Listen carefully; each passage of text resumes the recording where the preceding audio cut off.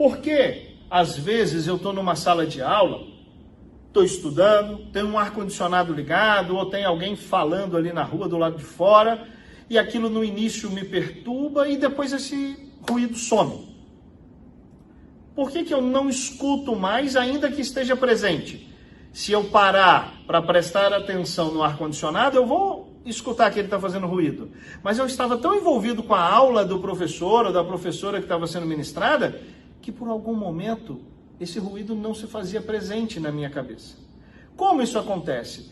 Por que existem essas escolhas? Ou como essas escolhas são decididas dentro da nossa mente? Então eu queria que vocês prestassem muita atenção na aula de hoje, que vai discorrer sobre a atividade elétrica cerebral e como é que isso pode despertar ou não mais ou menos interesse daquela criança que está estudando comigo. Isso é fundamental para quem quer seguir educando. Tá? A BNCC já segue na linha da neurociência, falando sobre essa questão do vínculo, tá?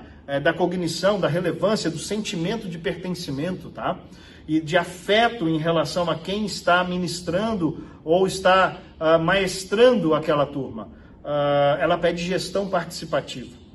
Ela quer que você traga o seu estudante para resolver com você os problemas da tua escola e para propor metodologias que possam ser mais interessantes de ensino.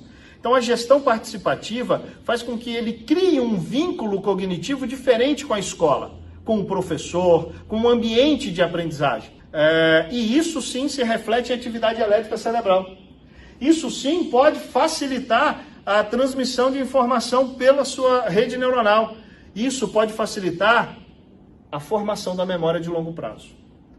A gente precisa lembrar que a memória, em grosso modo, está dividida em dois eixos. Uma é uma memória de curto prazo e outra é uma memória de longo prazo. A segunda, de longo prazo, eu vou carregar para sempre comigo. Ela é uma memória duradoura. Eu posso acessá-la posteriormente, lembrar, relembrar, corrigir, intensificar, fazer várias manobras em cima dessa memória. A primeira, que é a memória curta, ela serve para que eu possa dar continuidade e contexto à minha vida. Eu não preciso decorar tudo o que acontece comigo no dia a dia, mas aquilo que é mais relevante e importante precisa sair daqui e vir para cá. Aqui existe então um processo chamado de consolidação da memória ou transformação da memória de curto prazo em memória de longo prazo.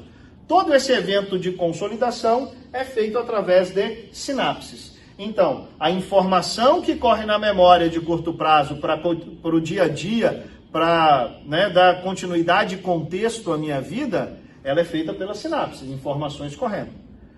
E a transformação daquilo que é mais importante para a memória de longo prazo também é feita por sinapses.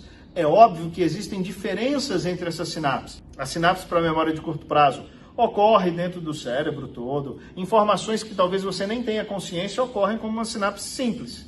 Mas para transformar esta memória de curto em memória de longo prazo, eu preciso de uma sinapse especial, chamada LTP, um potencial de longa duração, tá? E para que esse potencial de longa duração aconteça, eu preciso que a informação tenha intensidade de sinal. A intensidade de sinal, ela é aumentada dependendo do vínculo e da cognição que eu tenho com o que está sendo ensinado. Então, é muito importante tornar o ambiente escolar, sim, um ambiente de grande relevância para o aluno, de prazer para esse aluno.